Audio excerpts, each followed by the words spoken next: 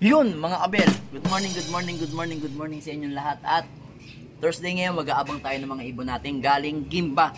So pinakawala ng ibon natin ng 6:45. Baka kasi biglang dumating na si Brown at saka si Peter B, kasi pares natin sila inilaban kasi lagi tayo narorongpik sa dalawa.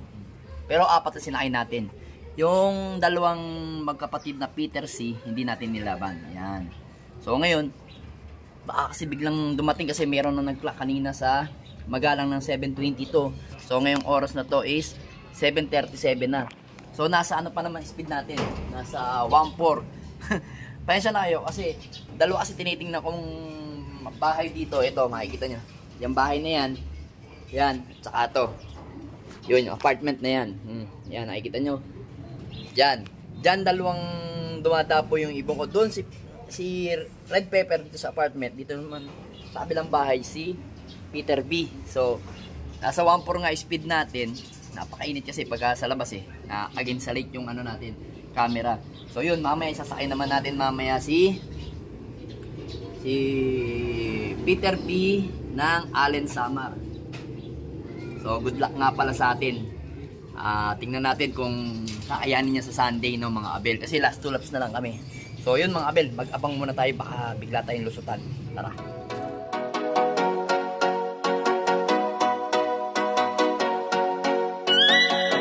Yun mga abelo, may dumating tayong isa, hindi na naman naka-sticker. Ayan o, si Checkered, si Peter C, ayan. Wrong pick na naman. Naku, Diyos ko, ano ba nangyayari sa atin? Lagi na lang wrong pick. Lagi na lang tayo naro-wrong pick sa mga ibon natin. Ayan o. Ayan o. Aray ko. Diyos ko. Bakit gano'n na naman? Ang aga ng ibon. 7:47. Ayan o. Yung ibon natin. Aray ko. Diyos ko. Asa na? Magabang tayo. Baka biglang may sumulpot. Ito na yung isa natin. Nakalaban. Clock muna natin mga. So ayan mga abel, na-clock natin parehas yung ibon natin. Ito na si Peter B at saka si Red Pepper. So magkasunod nga lang sila. 11:57 ata itong isa, 11:42. 42 ba o 47 din. So yun nga, check natin mamaya kung ano. Pero talo na tayo kasi ang kalaban natin nag-speed ng 1.2 So malayo nga tayo sa katotohanan mga abel. Nauna nating ibon ito si Peter C. Yan, sa Gimba. Pero awa naman ng Diyos, bumibilis sila ng bumibilis unti-unti. Yan, unti-unti silang bumibilis. Ito talaga mabilis talaga itong Peter B na to. Tapos sumusunod to. Alright, so isa na lang yung kulang natin as of 7:52. Sabi ko na pagpasok ko, pag ano ko agad, diretso agad to. Tapos habang kinaklak ko tong si Peter B.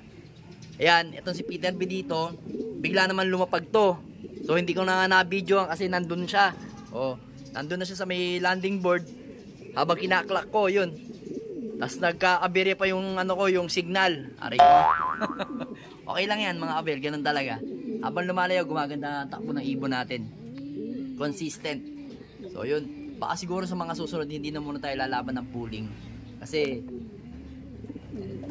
nangyayari sa atin lagi tayong naro-wrong pick. So ito lagi kasi yung late umuwi. So ngayon ang huling bitaw nito Victoria tas Gimba. Gimba ngayon. So ito kahapon alam ko Victoria pinakawalan, tas ngayon sinakay ko na ngayon ng Gimba. Magkasunod. Pagka uwi kahapon ng umaga hindi na sila lumipad. Nagpahinga na sila maghapon, tapos sinakay ko ng gabi ng Gimba. Pero mamaya alam ko may sakay na naman kami ng PUF, sasakay ko to ulit dalawa. Ayan.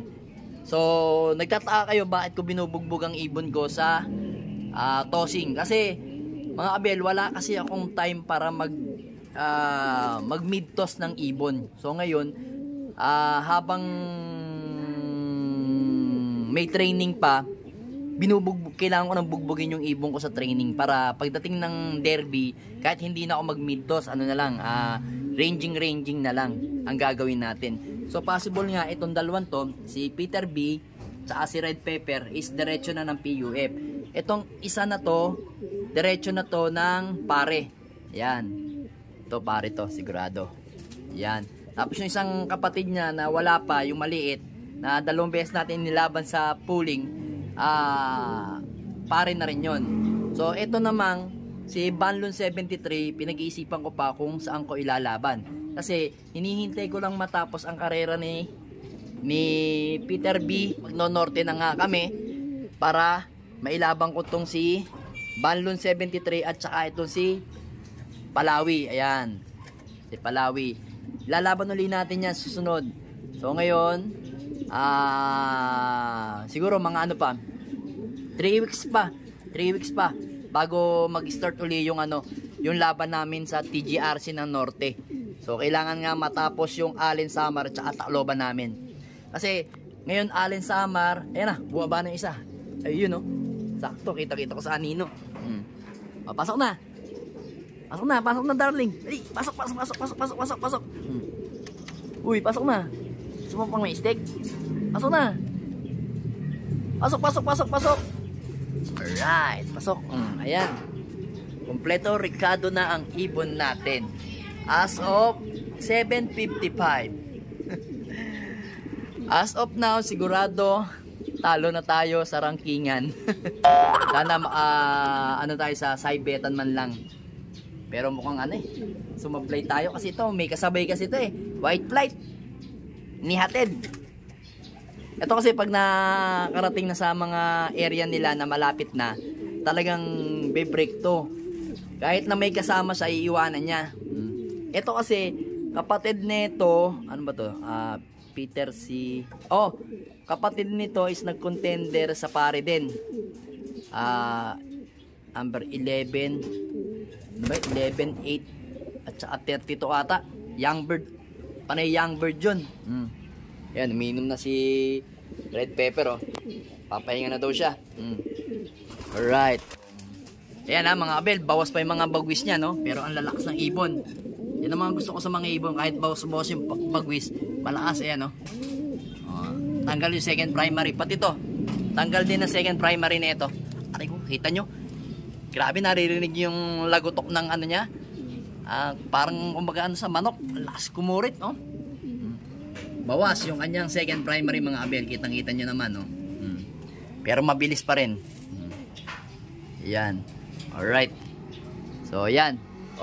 Mamaya, isasakay natin tong si yung asawa mo. Si Peter B. Sa Allen Samar. Uy, tiga lang. Yan. So, as of now naman, maganda naman yung kondisyon. Maganda naman yung dropping ng ibon natin, mga kabel. Yan. Maganda yung dropping niya. Ayan. Maganda yung dropping niya. Buo, Ayan ang buo, Kanyang ipot yan, mga kabel, yung dropping niya. So, yun, Ganda niyan. Naka yan, Kita-kita yun, Tigas, kagabi pa yan, Yan, may halong puti. Yan ang kagandahan sa ibon natin pag may medyo may puti-puti ang ipot. Ayan. Solid yan. Sana good luck sa atin. Good luck sa atin sa Allen Samar. Tawid sapa na yan. Oy, mga kabel, doon sa mga bago pa lang na viewers natin dyan, si Peter Bihen is kapatid na Balipul nestmate nitong si Palawi ang ating ibon na si Peter Bis. So yun, purong magkapatid yan, dalawang yan. Ito tumawid to ng Palawi. Kaso ito hindi to nakapaglak ng Palawi dahil ayun, kita pa rin, bakas pa rin sa kanya yung may tama, tinamaan siya. Yan, mahaba yan Hindi ko alam, gas-gas na gano'n, laki. Ay hindi, pati pala dito, may tama sa paa dito, sa may pigi. Ayan, parang ganun, hindi ko alam kung paano nakatama sa kanya. Pero hindi naman parang sumabit siguro mga amboklo tumama yan. Ibon na yan. So may history nga sila na tumatawid. Sana tumawid to ng Allen tapos Tacloban. Alright. Tapong talaga ng mga ibon natin. Sige na, rest na kayo dyan, pahinga na muna kayo at mamaya isasakay ko ulit kayo, tapos isasakay ko rin si Peter Bihen sa Allen. Kayo naman, hindi ko alam kung saan sa norte ko kayo isasakay mamaya. Alright.